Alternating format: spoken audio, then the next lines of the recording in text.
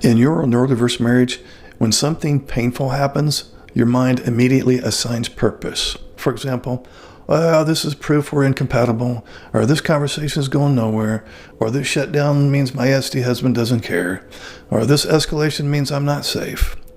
But today's principle interrupts that certainty. You don't yet know what this moment is for. That argument, that misunderstanding, that recurring tension, that difference in wiring, you think you know what it means. You probably don't. And if you stay open to that possibility, your neurodiverse marriage can change. Now let's look at a core principle here. Your brain is wired to assign purpose quickly. Conflict feels like a threat, a verdict, evidence, confirmation. But what if that conflict is not a verdict? What if it's diagnostic? In other words, what if it's revealing something you haven't yet understood in this neurodiverse marriage? Differences often get interpreted as failure or lack of love. That's your download that's probably not in alignment with reality. Differences are information, not a sign that something is defective or flawed in your marriage. So today's shift is this. Instead of asking, what does this prove? Ask, what might this be for? That question softens the nervous system immediately. Now let's talk about why this matters in the ASD neurotypical dynamic. We're going to look at a very common pattern here. The neurotypical spouse expresses, I need more emotional connection. The ASD spouse feels overwhelmed and withdraws. Then the neurotypical spouse interprets that as, well, this conversation has shown me that I don't matter. And then the ASD spouse interprets, oh, well, this conversation is to expose my inadequacy. Now both are defending against a verdict. But what if this moment is not for judgment? What if it's for revealing a mismatch in communication style? The ASD spouse asks for clearer structure in conflict. The neurotypical spouse hears, you're too emotional. And then there's an immediate purpose assigned. This conversation is for invalidating me again. But what if the purpose is this? We need a conflict framework that works for both nervous systems. Same event, different assigned purpose, completely different outcome. Now let's go deeper here. When you've been hurt repeatedly, your brain begins using conflict as confirmation. Every argument feels like, oh, here we go again. You stop seeing moments as individual and you start seeing them as patterns. And sometimes they are patterns, that's true. But here's the problem. When you assign purpose as proof, you stop investigating. And investigation is where growth lives. Now, I will say that painful moments are not automatically growth, but they're opportunities for growth if you use them that way. Now let's talk about the nervous system breakdown. When you believe you know what a moment is for, your nervous system locks into defense. Sympathetic activation would be argue harder, prove your point, press for validation, or there would be dorsal withdrawal, shut down, emotional disengagement, resign.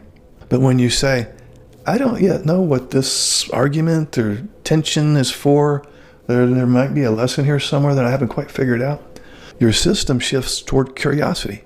And guess what? Curiosity regulates, and regulation invites dialogue, and dialogue invites repair. So you being certain you know what's going on will escalate. You being curious about what's going on stabilizes. Now here's a practical tool I want you to look at. This week's practice can be this if you want to. When conflict begins, pause and internally say, you know what? I don't yet know what this moment is for or this argument is for. Then ask one of these questions. What might this be teaching us? What pattern is this revealing? What need is underneath this reaction? And what difference are we misunderstanding? For example, instead of, well, this proves that we'll never connect, try, what kind of connection are we defining differently? Another example would be this. Instead of, oh, this is just another shutdown, try, what does overwhelm look like for you? Here's another example. Instead of, oh, she's attacking me again, try, what fear is driving this? You're not dismissing pain here. You're redirecting purpose. Now, something for both spouses. First, if you're the neurotypical spouse, be careful using emotional pain as evidence of incompatibility. Ask this. What might this tension be teaching us about safety? And for the ASD spouse, be careful using overwhelm as evidence of futility. Ask this. What structure would help us both feel regulated here? Both of you can misinterpret purpose, but also both of you can reassign it intentionally. Now here's a coaching moment for you. Strong marriages do not eliminate conflict. They reinterpret it. Immature perception says, this conflict is proof something is wrong. Mature perception says, this conflict is showing us something. Where's the lesson here? How can we learn and grow from this? That shift is everything. So when you stop using moments as verdicts, you start using them as data. And data can be worked with. Verdicts shut things down. Now this week, I would like for you to choose one tense moment and say, I don't yet know what this is for. Then stay open, stay curious. Look for the lesson in there somewhere.